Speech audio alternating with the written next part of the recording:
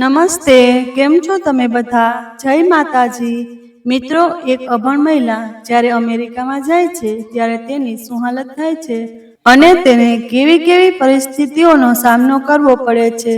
જે વ્યક્તિને ગુજરાતી ભાષાની પણ સમસ્યા થતી હોય તે અમેરિકામાં અંગ્રેજી ભાષાનો સામનો કેવી રીતે કરશે અને બીજી ઘણી બધી એવી ઘટનાઓ બને છે કે જેની કોઈ પણ લોકોએ કલ્પના નહીં કરી હોય. તો થોડો સમય કાઢીને આ સત્ય ઘટનાને અંત સુધી જરૂરથી સાંભળજો. જો ઘટનાની શરૂઆત કંઈક આવી રીતે થાય છે. સવારના 10 વાગ્યાનો સમય હતો અને કિરણબેન રસોડામાં પોતાનું કામકાજ કરી રહ્યા હતા.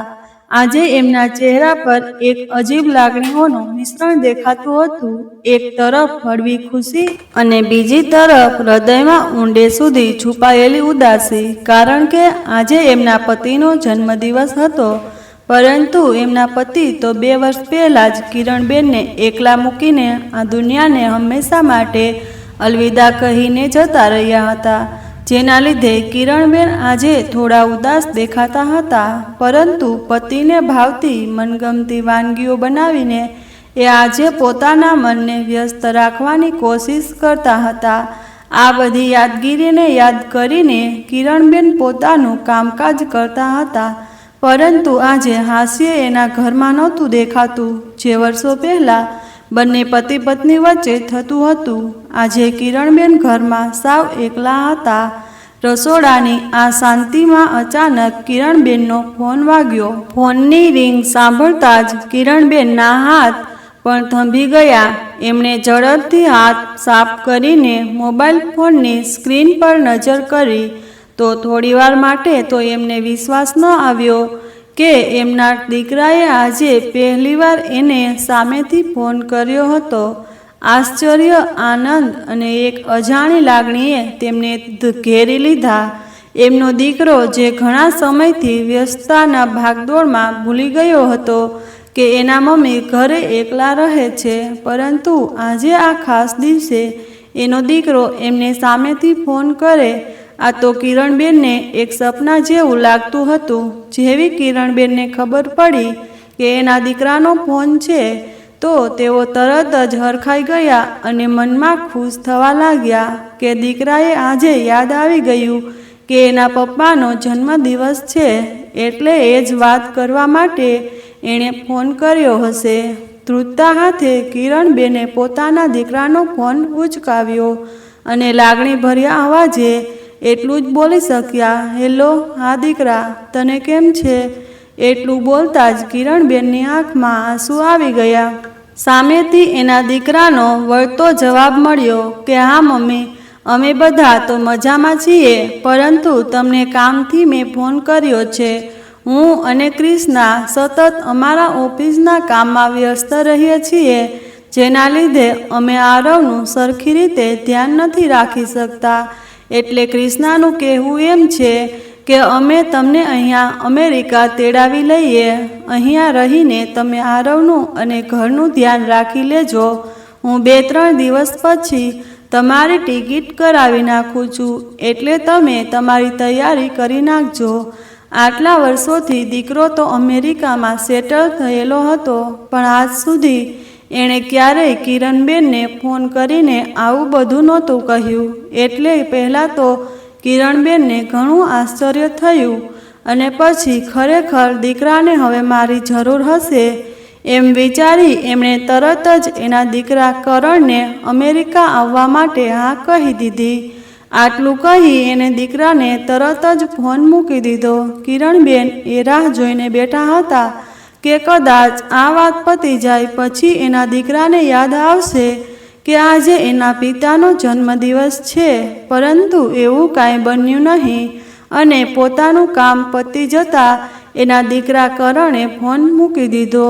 એટલે કિરણબેન પણ પોતાને સમજાવવા લાગ્યા કે દીકરો ખરેખર પોતાના ઓફિસના કામમાં વ્યસ્ત હશે, જેને લીધે એને મારી જરૂર છે.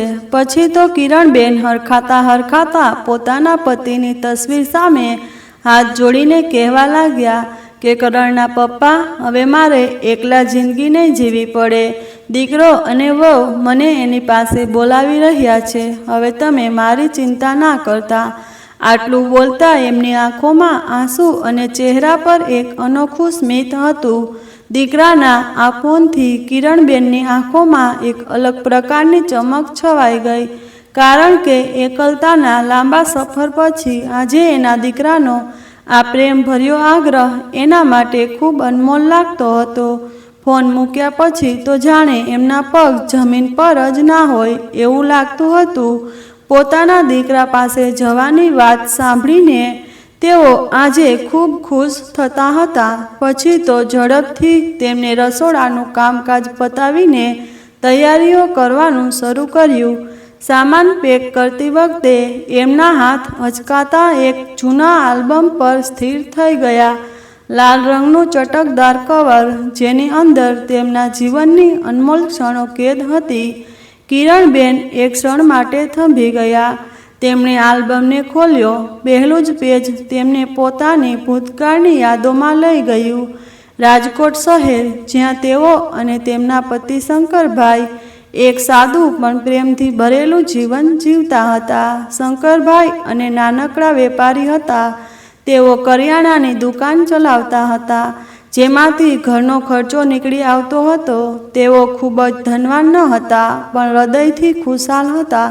ભગવાને તેમને એક જ સંતાન આપ્યું, તેમનો દીકરો કરણ. આ એક દીકરા માટે બંને અનેક સપના જોયા હતા. કિરણબેનની આંખો આલ્બમના એક ફોટા પર સ્થિર થઈ ગઈ. એ ફોટામાં નાનકડો કરણ પોતાના પપ્પાના ખભા પર બેઠો હતો અને બાજુમાં કિરણબેન હસતા હતા. આ ફોટા જોતા જ એમની આંખો ભીની થઈ ગઈ, કારણ કે એમનો ભૂતકાળ એમને ક્યારેય ભૂલાય નહીં તેવો અમૂલ્ય હતો. કરિયાણાની દુકાનમાં આવક ખૂબ મર્યાદિત હતી, પરંતુ બંને જણાએ પોતાના દીકરા માટે ઘણું બધું વિચારીને રાખ્યું હતું. એક મા બાપ તરીકે એમણે પોતાની બધી જ ફરજ ખૂબ સારી રીતે નિભાવી હતી અને બંને જણાએ ખૂબ મહેનત કરીને પોતાના દીકરાને એક ઉચ્ચ શિક્ષણ અપાવ્યું હતું. કિરણબેન અને શંકરભાઈની મહેનત એક દિવસ રંગ લાવી અને દીકરા કરણે ઉચ્ચ શિક્ષણ પ્રાપ્ત કરીને ખૂબ સારી એવી નોકરી મેળવી લીધી અને અમેરિકામાં સ્થાયી થઈ ગયો. પણ અસફળતાની સાથે એક ખાલીપો પણ આવ્યો હતો. શંકરભાઈના અવસાન પછી કિરણબેન રાજકોટમાં એકલા રહેતા હતા અને કરણની વ્યસ્ત જિંદગીએ તેમની વચ્ચે અંતર વધારી દીધું હતું. પછી તો આલ્બમ બંધ કરીને કિરણબેન એક ઊંડો શ્વાસ લીધો. એમના હૃદયમાં ભૂતકાળની યાદોનો ભાર હતો, પણ નવી શરૂઆતની ઉમ્મીદ પણ હતી. તેઓ અમેરિકા જઈ રહ્યા હતા, તેમના દીકરા પાસે નવા જીવનની શરૂઆત કરવા. એમણે આલ્બમ સામાનની થેલીમાં રાખ્યું, જાણે યાદોને પણ પોતાની સાથે લઈ જવા માંગતા હોય, અને ફરી પોતાની તૈયારીઓમાં લાગી ગયા. આખરે દિવસ આવી જ ગયો જ્યારે તેમણે પોતાના આ ઘરને છોડીને અમેરિકા જવાનું હતું. કિરણબેનના પગ રાજકોટના એ નાનકડા ઘરના ઉંબરામાં થંભી ગયા. બહાર ટેક્સી એમની રાહ જોઈને ઊભી હતી અને એમને અમેરિકા જવાનો સમય નજીક આવી ગયો હતો, પરંતુ એમની આંખ ચારે તરફ એના ઘરને નિહાળી રહી હતી. આ ફક્ત ચાર દિવાલ નહીં, પણ એમની જીવનની સૌથી મહત્વની પળોની સાક્ષી હતી. તેમની આંખો દરેક ખૂણામાં ફરી રહી હતી, જાણે કે એક સાથે જ આ બધી યાદગીરીને કેદ કરવા માંગતા હોય. તેવી રીતે તેઓ પોતાના ઘરમાં નજર કરવા લાગ્યા. થોડા સમય પછી તેમણે આ વાસ્તવિકતાનો સ્વીકાર કર્યો કે હવે તેમણે પોતાના ભૂતકાળની યાદગીરીને સાથે લઈને ભવિષ્યની નવી શરૂઆત કરવાની છે. એટલે એમણે પોતાના ઘરનો દરવાજો બંધ કર્યો અને જાણે તેઓ ખડકીને બંધ કરવાનો અવાજ એના હૃદયને ચીરી નાખતો હોય એટલું એમને દુઃખ થતું હતું, કારણ કે એના જીવનનો અત્યાર સુધીનો સમય તેમણે આ ઘરની અંદર જ વિતાવ્યો હતો. પછી તો તેઓ ટેક્સીમાં બેસી ગયા. જેમ જેમ તેઓ પોતાના ઘરથી દૂર થતા હતા, તેમ તેમ એનું હૃદય વધારે ભર્યું થતું હતું, પરંતુ એમનું મન એવો દિલાસો આપતું હતું કે હવે તો તેઓ પોતાના દીકરા પાસે જઈ રહ્યા છે. કિરણબેન એરપોર્ટ સુધી પહોંચી ગયા. પોતે તો કંઈ પણ ભણક ગણતર ન હતા, એટલે એને આ બાબતમાં કોઈ પણ પ્રકારની ખબર પડતી ન હતી. તેથી એના દીકરા કરણે પોતાના મિત્ર સાથે એના મમ્મીને લાવવા માટેની તૈયારી કરી હતી, કારણ કે કરણ અત્યારે ઇન્ડિયા આવીને એના મમ્મીને લઈ જઈ શકે એમ ન હતો. એટલે કરણના મિત્ર સાથે કિરણબેનનું જવાનું નક્કી થયું હતું. એરપોર્ટ પર કરણનો મિત્ર પણ થોડી વારમાં આવી ગયો. પછી તો આ બંને અમેરિકા જવા માટે નીકળી ગયા. લાંબી મુસાફરી કર્યા બાદ અંતે તેઓ અમેરિકા સુધી પહોંચી ગયા. અમેરિકાના એરપોર્ટ પર ભીડમાંથી બહાર નીકળતા એમની નજર એક જાણીતા ચહેરા પર પડી. એ ચહેરો હતો એના લાડકા દીકરા કરણનો. એને જોતાં જ કિરણબેનના વર્ષોથી બાકી રહેલો માતૃપ્રેમ એમની આંખો દોરે વહેવા લાગ્યો, કારણ કે છેલ્લા ઘણા વર્ષોથી કિરણબેન પોતાના દીકરાને રૂબરૂ જોયો પણ ન હતો, અને આજે એને નજર સમક્ષ જોઈ તેઓ થોડા ભાવુક થઈ ગયા. પછી તો તરત જ દીકરાને જોઈને એના ગળે લાગી ગયા. પણ સામેની તરફથી એના દીકરા કરણના ચહેરા પર એવા કોઈ પણ પ્રકારના હાવભાવ એમને જોવા મળતા ન હતા. એ તો ઉલટાનું એવું કહેવા લાગ્યા કે મમ્મી, આ તું શું કરી રહી છે? થોડી શાંતિ રાખ. હું કોઈ તારાથી વર્ષો દૂર નથી રહ્યો. તું થોડી ધીરજ રાખ. તારી પાછળ મારો મિત્ર ઊભો છે. એ તને આવી રીતે જોઈ જશે તો મારી મજાક ઉડાવશે. દીકરાના આવા શબ્દો સાંભળીને કિરણબેન થોડીવાર માટે શાંત પડી ગયા, કારણ કે એટલા વર્ષો પછી દીકરાને રૂબરૂ જોયા હતા, પરંતુ તેની સામે દીકરાના ચહેરા પર પોતાની માને મળવાની ખુશી જોવા મળતી ન હતી. કિરણબેન એરપોર્ટથી એના દીકરાની ગાડીમાં બેસીને ઘરે જવા માટે રવાના થયા. આખા રસ્તા પર એમનું મન ઘણું ખુશ થયું હતું, કારણ કે ઘણા સમય પછી એ એની પુત્રવધુ અને નાનકડા પુત્રોને મળવાના હતા. તેઓ તો હરખાતા ઘરે જતા હતા. જેવો ઘરની અંદર પગ મૂક્યો કે એમની નજર એના પરિવારના સભ્યોને શોધતી હતી. એમને આવ્યાને 5-10 મિનિટ પછી એમની પુત્રવધુ ક્રિષ્ના એમની પાસે આવી અને ફોર્માલિટી ખાતર એમને મળીને પોતે ઓફિસ જઈ રહી છે એવું કહીને નીકળી ગઈ. કિરણબેને ક્રિષ્નાને પ્રેમથી કહ્યું કે બેટા, હજુ તો હું હમણાં જ આવી છું. થોડીવાર માટે રોકાઈ જા, પછી તું તારા ઓફિસે જતી રહેજે. એટલે ક્રિષ્ના એમને કહેવા લાગી કે મમ્મીજી, હું ઓફિસમાં નોકરી કરું છું. તમારી જેમ ઘર કામ નથી કરતી. આખો દિવસ ઘરે જ પડી રહું. હજુ તો કિરણબેન ઘરમાં આવ્યા જ હતા કે એમની પુત્રવધુ એમની સાથે આવો વ્યવહાર કરતી હતી. એ જોઈને કિરણબેનને થોડીવાર માટે આશ્ચર્ય થયું, કારણ કે જ્યારે તેઓ રાજકોટ હતા ત્યારે તો અહીં આવવા માટે એમની પુત્રવધુ ખૂબ જ મીઠી મીઠી વાતો કરતી હતી, અને અહીં આવતા જ પરિસ્થિતિ સાવ બદલાઈ ગઈ હતી. પછી તો કિરણબેને એમની પુત્રવધુને આગળ કાંઈ ના કીધું, અને એ ત્યાંને ત્યાં જ બેઠા રહ્યા. થોડીવાર રહીને એનો દીકરો કરણ પણ ઓફિસે જવા માટે નીકળી ગયો, અને ઘરની જવાબદારી અને આરવની જવાબદારી કિરણબેનને સોંપીને ગયો. થોડીવાર માટે તો કિરણબેન હોલના સોફા પર જ બેઠા રહ્યા. એમણે પોતાના મનને શાંત કર્યું, અને આમ પણ તેઓ ખૂબ ધીરજવાળા સ્વભાવના હતા, એટલે વહુના શબ્દો એમને દુઃખ ન પહોંચાડે એવો એ પ્રયત્ન કરી રહ્યા હતા. થોડીવાર બેસી તેઓ પોતાના કામકાજમાં લાગી ગયા. પહેલાં તો એણે એના દીકરાના ઘરની આ વ્યવસ્થાને સમજવાની કોશિશ કરી, પરંતુ આ ઘરમાં એવી હૂંફ ન હતી કે એને રાજકોટવાળા ઘરમાં મળી રહેતી હતી. પરંતુ નવું ઘર અને નવી જિંદગી સ્વીકારવા સિવાય એમની પાસે બીજો કોઈ જ વિકલ્પ ન હતો. પછી તો એક પછી એક દિવસ આવી રીતે પસાર થતો રહ્યો. એમના એક દિવસ કિરણબેનનો પૌત્ર આરવ ચોકલેટ લેવાની જીદ કરતો હતો. એ ચોકલેટ લઈ આપવા માટે સતત રડતો હતો. કિરણબેને એણે ઘણાય સમજાવવાની કોશિશ કરી, પરંતુ એ કોઈની વાત માનવા માટે તૈયાર ન હતો. ઘરે પણ કોઈ હાજર ન હતું અને કિરણબેનને તો અહીંયાના રોડ રસ્તાની પણ કંઈ ખબર ન હતી. એટલે તેઓ આરવને આ બાબતમાં સમજાવી રહ્યા હતા, પરંતુ આરવ એમની વાત માને એમ ન હતો અને થાકી હારીને કિરણબેન આરવને પોતાના સાથે બહાર લઈ જવાનું નક્કી કર્યું. પહેલાં તો પોતાને ઘણો ડર લાગ્યો કે અહીંયાના રોડ રસ્તાની પણ એને કાંઈ ખબર નથી અને આવી રીતે દીકરાને અને વહુને પૂછ્યા વગર ઘરની બહાર નીકળવું એમના માટે થોડું અઘરું બની શકે. પણ પછી આરવની જીદ સામે એમને થોડી હિંમત કરી. અંદરથી તો એમને ઘણો ડર લાગતો હતો, પણ પછી ધીમે ધીમે કરીને તેઓ ઘરની બહારના રસ્તા પર ચાલતા થયા. આસપાસ મોટી મોટી ઇમારતો અને નવા લાંબા રસ્તાઓ એમની નજર ફક્ત ચારે તરફ ફરી રહી હતી. તેઓ બહાર તો નીકળી ગયા હતા, પણ એમને તો ગુજરાતી સિવાય કોઈ પણ ભાષા આવડતી ન હતી કે દુકાનદારને સમજાવી શકે.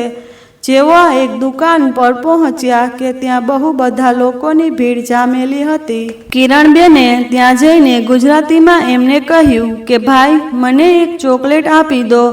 પણ સામેવાળા માણસને ચોકલેટ સિવાય કંઈ સમજાતું ન હતું, એટલે કિરણબેનને ઇંગ્લિશમાં કંઈક પૂછતો હતો.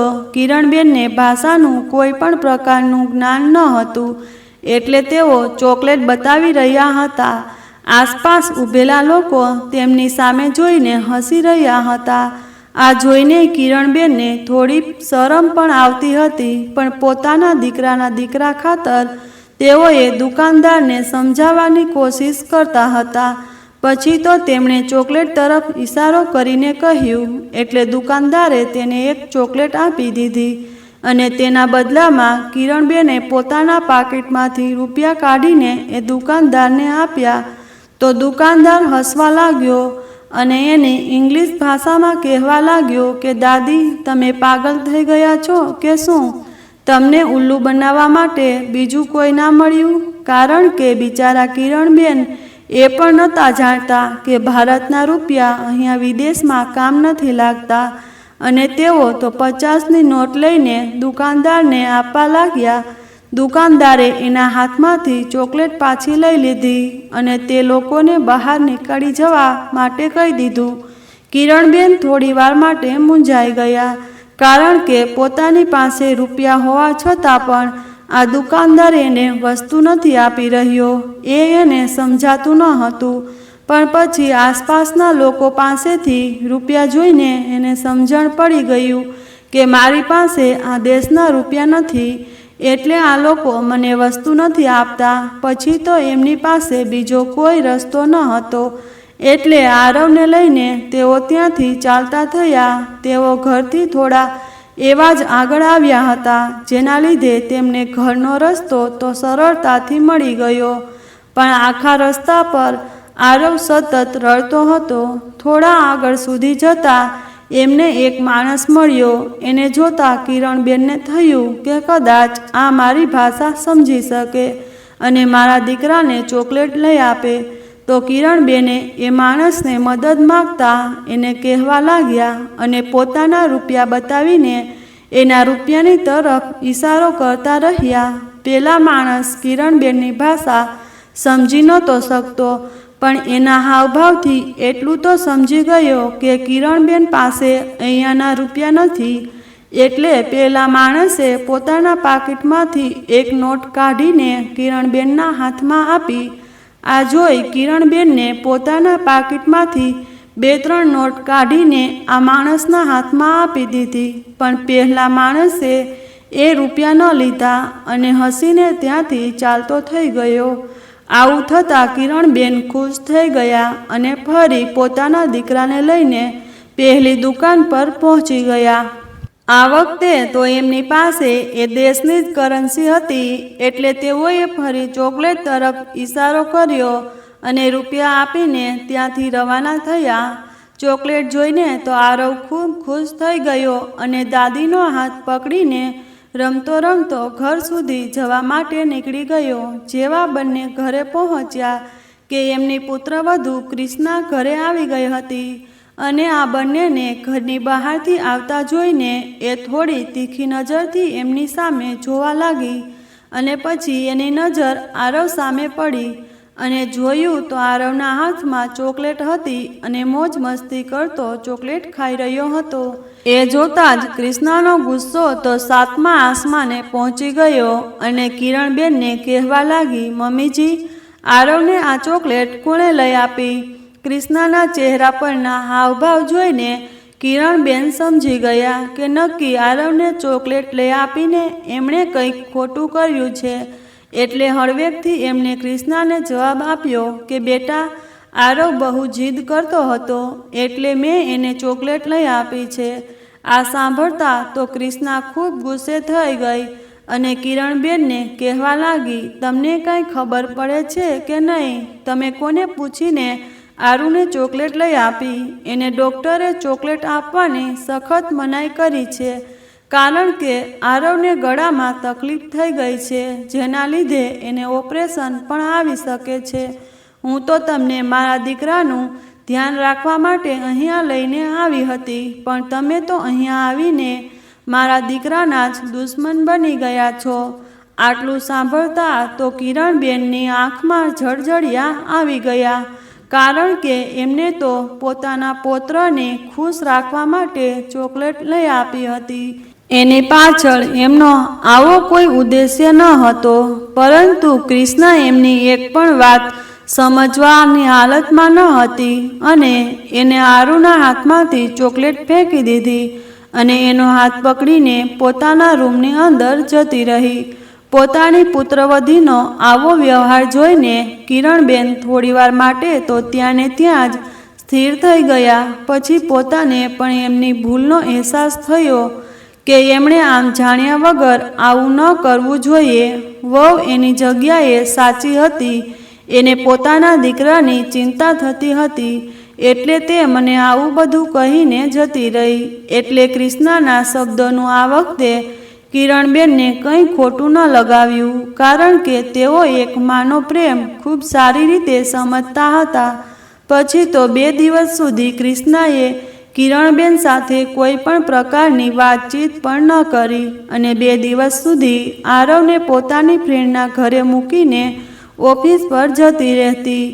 એના આ વ્યવહારથી કિરણબેનને ઘણું દુઃખ પહોંચતું હતું પણ તેઓ આ બાબતમાં ક્રિષ્ના સાથે કંઈ વાતચીત કરી શકતા ન હતા. થોડા દિવસ પછી ક્રિષ્ના ફરી આરવને એના દાદી પાસે મૂકીને ઓફિસ પર જતી રહેતી અને આ વખતે તો એને ખૂબ કડક શબ્દોમાં કિરણબેનને સમજાવી દીધું હતું.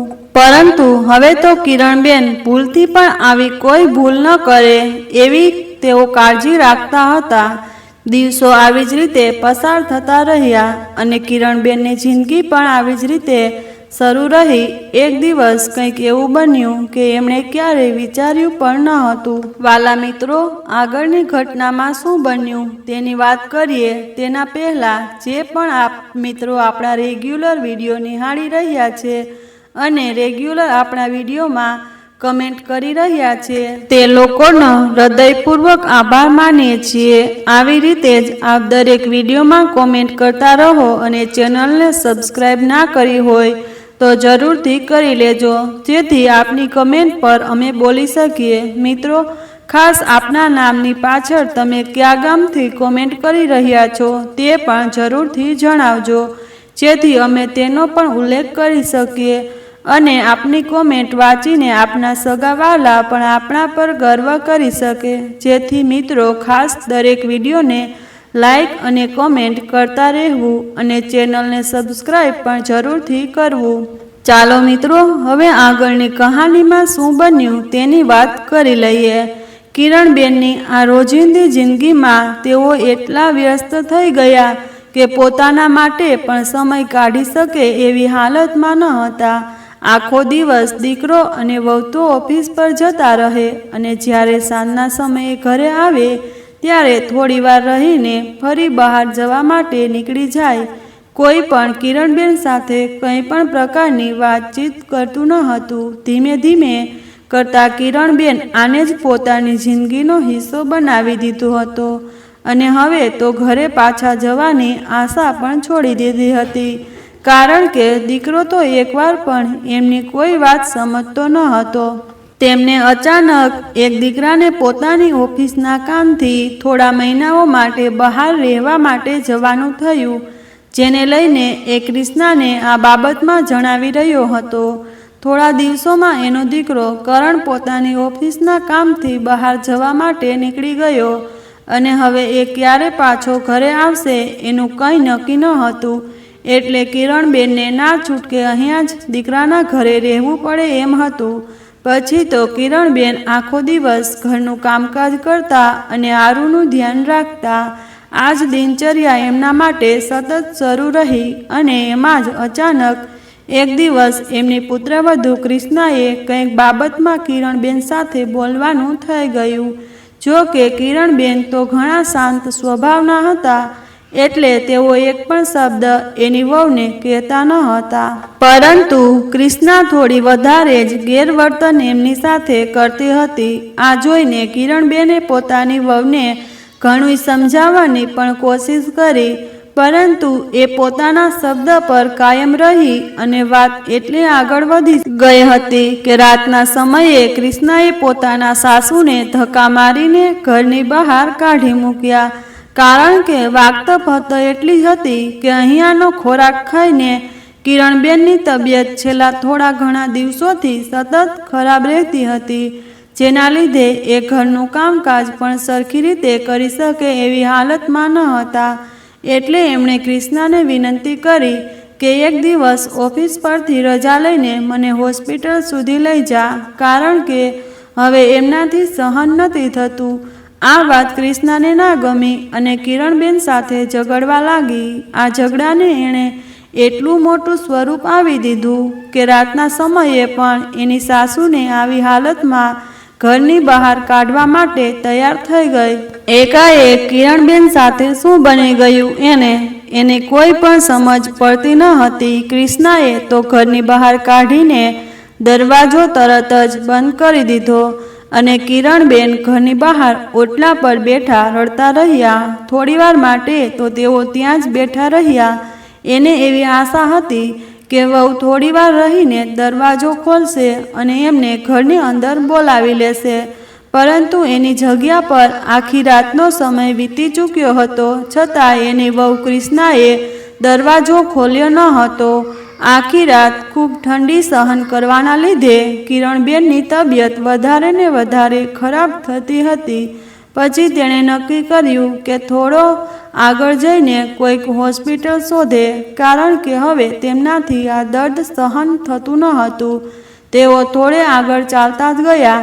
એમના પગમાં એટલો પણ જીવ ન હતો કે તેઓ સરખી રીતે ચાલી શકે, એટલે ધ્રુજતા પગે તેઓ ધીમે ધીમે ચાલવાનું શરૂ કર્યું. આસપાસથી નીકળતા લોકો તરફ એ મદદની આશા સાથે જોતા હતા, પરંતુ ત્યાંથી નીકળતા હર કોઈ વ્યક્તિ પોતાના જીવનમાં મશગુલ હતા. કોઈ પણની નજર કિરણબેન પર પડતી ન હતી. ઘણો સમય વીતી ચૂક્યો હતો, છતાં હજુ એમને કોઈ હોસ્પિટલ મળ્યું ન હતું અને હોસ્પિટલ જઈને પણ શું કરે, એમની પાસે તો રૂપિયા પણ ન હતા.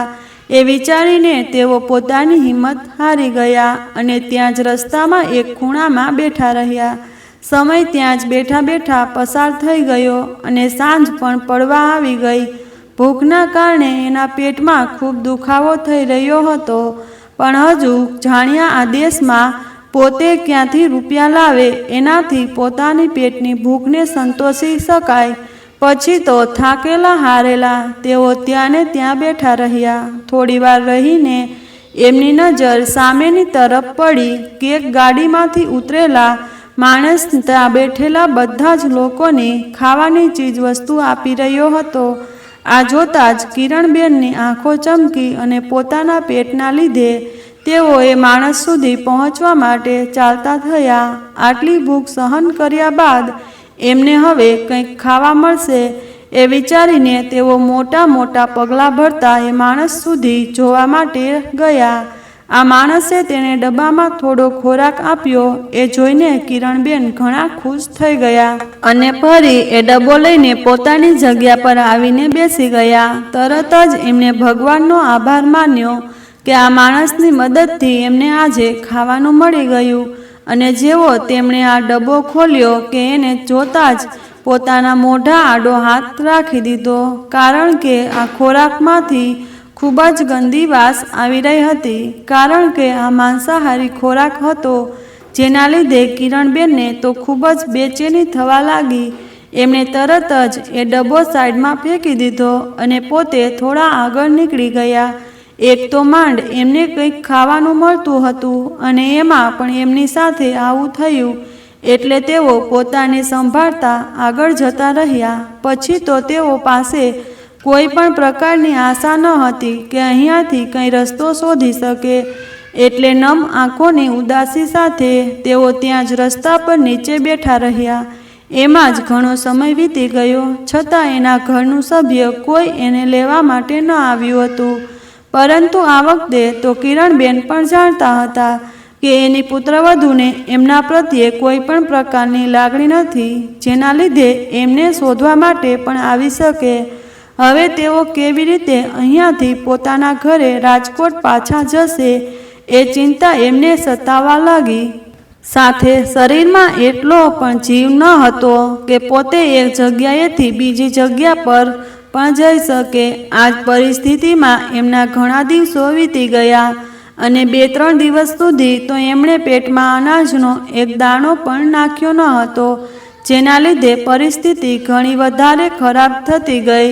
પોતે શુદ્ધ શાકાહારી હતા, એટલે બીજો કોઈ ખોરાક એ લઈ શકે એમ પણ ન હતા. એમની પરિસ્થિતિ અત્યારે શબ્દોમાં વર્ણવાય એવી ન હતી. તેઓ નિરાશ થઈને રસ્તા પર બેઠા હતા કે અચાનક તેમની નજર એક વ્યક્તિ પર પડી અને એમના મનમાં થોડી આશા જાગી. એ વ્યક્તિ બીજું કોઈ નહીં, પણ એ વ્યક્તિ એમને પાકીટમાંથી રૂપિયા કાઢીને આપેલા હતા એ જ માણસ હતો. એટલે કિરણબેન એમની પાસે ગયા અને પોતાના પાકીટમાંથી જૂની 10ની નોટ કાઢીને આ માણસને આપવા લાગ્યા. એટલે પેલો માણસ ફરી સમજી ગયો કે આ માજીને આ વખતે પણ રૂપિયા જોતા છે, એટલે એ હસવા લાગ્યો અને 10 રૂપિયાની નોટ માજીને પાછી આપી દીધી અને ત્યાંથી આગળ ચાલવા લાગ્યો. આ જોઈ કિરણબેન થોડા ગભરાઈ ગયા અને ફરી આશા સાથે એ માણસ તરફ જોવા લાગ્યા. આ વખતે તો આંખોમાં આંસુ અને હાથ જોડાયેલા હતા. આ જોઈને પેલો માણસ એટલું તો સમજી ગયો કે આ માજીને મદદની જરૂર છે, એટલે કિરણબેનને એને ઈશારાથી સમજાવ્યું કે એમને ભૂખ લાગી છે.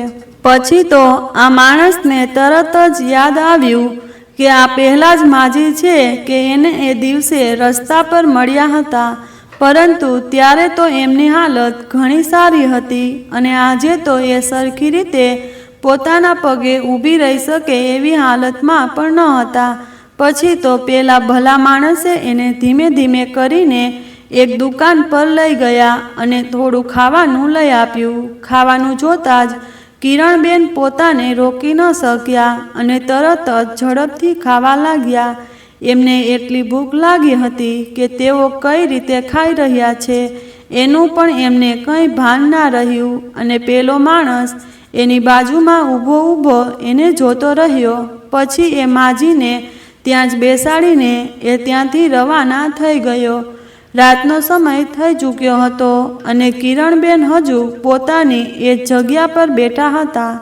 અચાનક એમની નજર સામેના રસ્તા પર પડી કે ત્યાંથી 4-5 લોકો હાથમાં તીક્ષ્ણ વસ્તુઓ લઈને સાથે આવતા હતા અને હર કોઈ પાસે રૂપિયા માગતા હતા. તેઓ ધીમે ધીમે કરતા કિરણબેન નજીક પણ આવતા રહ્યા, પણ આ લોકોને જોતા કિરણબેન તો ગભરાવા લાગ્યા. કિરણબેન પાસે તો કંઈ પણ ન હતું કે તેઓ આ લોકોને આપી શકે, એટલે તેઓ હાથ જોડીને ફક્ત પોતાને છોડી દે એવી વિનંતી કરવા લાગ્યા. પરંતુ સામેવાળા લોકોની નજર કિરણબેનના કાનમાં રહેલી સોનાની બુટ્ટી પર હતી અને એમાંથી એક તો તેમનો કાન પકડીને બુટ્ટી આંચકવાની કોશિશ કરી, પરંતુ કિરણબેન પોતાની આ એક પતિની છેલ્લી નિશાની બચાવવા માંગતા હતા. એટલે તેઓ આ લોકોને હાથ જોડીને વિનંતી કરવા લાગ્યા, પણ આ લોકો તેમની વાત સમજતા ન હતા અને આ બંને વચ્ચે થોડી હાથાપાઈ જેવું વાતાવરણ થઈ ગયું. વાતાવરણ એટલું ગંભીર બની ગયું કે આ લોકોએ ત્યાં રહેલા તમામ લોકોને પણ ઘાયલ કરી દીધા અને એટલી વારમાં તો પોલીસ પણ ત્યાં આવી પહોંચી. એમણે જોયું તો આ લોકો તો ત્યાંથી ભાગી ગયા હતા, પરંતુ એના લીધે ઘણા બધા લોકો ત્યાં ઘાયલ થઈ ગયા હતા. પછી તો એક પછી એક બધાને હોસ્પિટલ પર પહોંચાડ્યા અને કિરણબેનને પણ માથામાં થોડું ઘણું વાગી ગયું હતું, જેના લીધે એમને પણ હોસ્પિટલ પર જવું પડ્યું. જેવા તેઓ પોતાની સારવાર કરાવવા માટે ગયા કે ડૉક્ટરને જોતા એ આશ્ચર્યચકિત થઈ ગયા, કારણ કે આ ડૉક્ટર બીજું કોઈ નહીં પરંતુ ફરી પેલો માણસ જ હતો જેને એને થોડો ખોરાક લઈ આપ્યો હતો. એ માણસ પણ વિચારમાં પડી ગયો કે હર વખતે એને આ માજી સાથે જ કેમ મળવાનું થાય છે, પરંતુ આ વખતે તો કિરણબેનની હાલત થોડી ગંભીર હતી. એટલે પહેલાં તો એણે તરત જ કિરણબેનની સારવાર કરી. થોડીવાર રહીને કિરણબેનને થોડું સારું મહેસૂસ થતું હતું અને એમણે નજર કરી તો એની સામે ગુજરાતી પહેરવેશમાં એક છોકરી ઊભી હતી. એને જોતાં કિરણબેન એક સ્મિત સાથે એની સામે જોતા રહ્યા. એ યુવતી બીજી કોઈ નહીં પરંતુ કિરણબેનને મદદ કરતા આ માણસની પત્ની હતી. કિરણબેનની પરિસ્થિતિ જાણવા માટે એ માણસે પોતાની પત્નીને હોસ્પિટલે બોલાવી લીધી હતી અને અત્યાર સુધી બનેલી તમામ વાત એને કહી દીધી હતી. એટલે આ યુવતી કિરણબેનને કહેવા લાગી, માસી, તમારે ગભરાવાની જરૂર નથી. હું પણ એક ગુજરાતી જ છું અને છેલ્લા ઘણા વર્ષોથી અમેરિકામાં જ રહું છું. આ મારા પતિ છે અને એને અત્યાર સુધીની તમામ વાત મને કરી છે. હવે તમે મને જણાવો કે તમને શું થયું છે અને તમે કેમ આમ આટલા દિવસોથી રસ્તા પર ભટકી રહ્યા છો. આટલું સાંભળતા તો કિરણબેનની આંખોમાંથી આંસુઓની ધારા વહેવા લાગી અને પછી તો એને આ યુવતીમાં પોતાનોપણું દેખાયું. એટલે અત્યાર સુધી પોતાની સાથે બનેલી તમામ ઘટના એને જણાવી દીધી. હજુ તો તેઓ આ વાત કહી જ રહ્યા હતા એટલી વારમાં નર્સ એમની પાસે આવી અને એમનું નામ અને સરનામું પૂછવા લાગી. જેવું કિરણબેને પોતાનું નામ આ નર્સને જણાવ્યું કે પહેલી યુવતીના કાન ચમક્યા અને એમણે તરત જ કિરણબેનને પૂછી લીધું, તમારું નામ ફરીવાર કહો ને અને તમે ગુજરાતમાં કયા શહેરમાં રહો છો. અને જેવું કિરણબેને પોતાનું નામ અને સરનામું આ યુવતીને જણાવ્યું કે પહેલી યુવતી તો ખુશ થઈને કિરણબેનને ગળે લાગી ગઈ અને કહેવા લાગી, કિરણ માસી, તમે એના આ વ્યવહારથી કિરણબેનને કંઈ સમજાતું ન હતું. અને પછી તેઓ આ યુવતીને પૂછવા લાગી કે બેટા, તું મને કેવી રીતે ઓળખે છે. પછી આ યુવતીએ એની જે ઓળખાણ આપી એ સાંભળી તો કિરણબેન પણ ઘણા આશ્ચર્યચકિત થઈ ગયા, કારણ કે એને સપનામાં પણ વિચાર્યું ન હતું કે આ છોકરી એમને આવી રીતે અમેરિકા શહેરમાં મળી જશે. આ યુવતી બીજું કોઈ નહીં પણ એમના પાડોશની એક બહેનપણી, એની દીકરી. પરંતુ જ્યારે આ દીકરી 5 વર્ષની હતી ત્યારે જ એની માતા અવસાન પામી હતી, જેના લીધે કિરણબેન આ દીકરીનું ખૂબ જ ધ્યાન રાખતા હતા.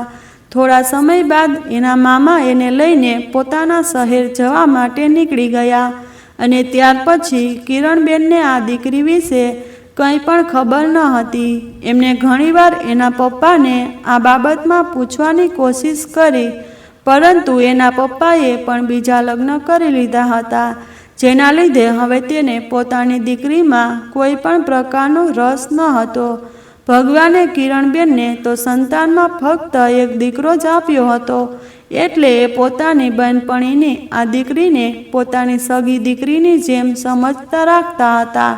પરંતુ એના મામાને ઘરે ગયા પછી કોઈ દિવસ એમને આ દીકરીની કંઈ જાણકારી ન હતી. અને અચાનક ભગવાને એમને ફરી આ દીકરી સાથે મળાવી દીધી હતી. પછી તો કિરણબેનની હાલત જોઈને પહેલી યુવતી, જેનું નામ હતું મીનાક્ષી, એ કિરણબેનને પોતાની સાથે એને ઘરે જવા માટેની જીદ કરવા લાગી અને થોડા દિવસ આરામ કરીને ફરી એમને ઘરે પાછા મૂકી જશે એવું કહેવા લાગી.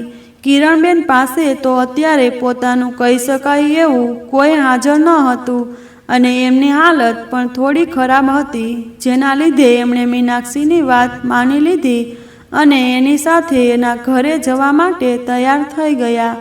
પછી તો 2-3 દિવસ સુધી મીનાક્ષીના ઘરે રહીને એમને થોડો ઘણો આરામ કર્યો અને સામે મીનાક્ષીએ પણ એમનું ખૂબ જ ધ્યાન રાખ્યું. અને પછી એ કિરણબેનને એવી વિનંતી કરવા લાગી કે તેઓ હંમેશા માટે એના ઘર પર જ રહેવા લાગે. પરંતુ કિરણબેન તે આ વાત માફક નહોતી આવતી અને તેમણે મીનાક્ષીને વિનંતી કરી કે થોડી ઘણી રૂપિયાની મદદ કરે, જેના લીધે કિરણબેન ફરી પોતાના શહેર રાજકોટમાં પાછા ફરી શકે. મીનાક્ષી અને એના પતિ તો પૈસે ટકે સુખી હતા, એટલે તેઓ કિરણબેનની મદદ કરવા માટે તૈયાર થઈ ગયા અને કિરણબેને પણ સામે વચન આપ્યું કે તેઓ ઝડપથી એમના પૈસા ચૂકવી દેશે. અને થોડા દિવસોની તૈયારી પછી કિરણબેન રાજકોટ જવા માટેનું નક્કી થઈ ગયું અને આ વખતે તો મીનાક્ષી પણ એમની સાથે જ રાજકોટ શહેરમાં જવાની હતી, કારણ કે એ પણ પોતાના બાળપણની યાદગીરીને જોવા માંગતી હતી. એટલે તેણે પણ થોડા દિવસ માટે કિરણબેન સાથે ઘરે આંટો મારવાનું નક્કી કર્યું.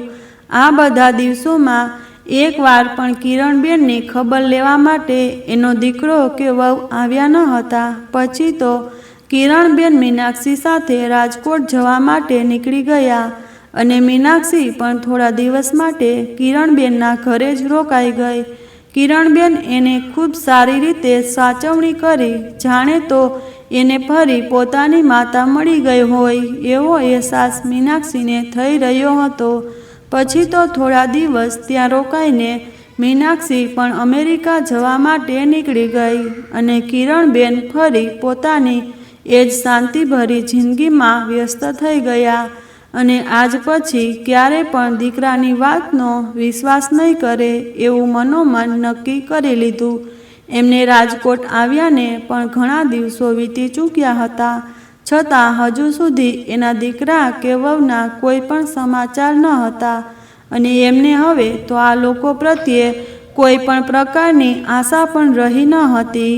એટલે કિરણબેને આ જિંદગીને પોતાનું સુકૂન સમજીને રહેવા લાગ્યા.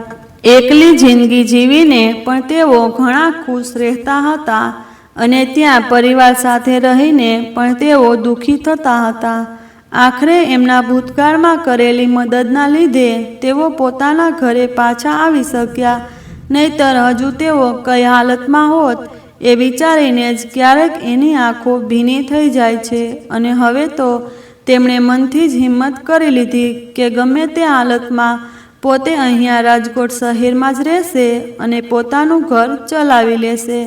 મિત્રો, આ ઘટના પરથી આપણને ઘણું બધું શીખવા મળ્યું કે આજના સમયમાં જે વાત આપણા ઘરના લોકો પણ નથી સમજી શકતા એ ક્યાંક દૂરના માણસો પણ સમજી જાય છે. અને આ વાતથી એ પણ જાણવા મળ્યું કે ભાષાઓની સમજણ કરતાં લાગણીઓની ભાષા વધારે મહત્ત્વની હોય છે.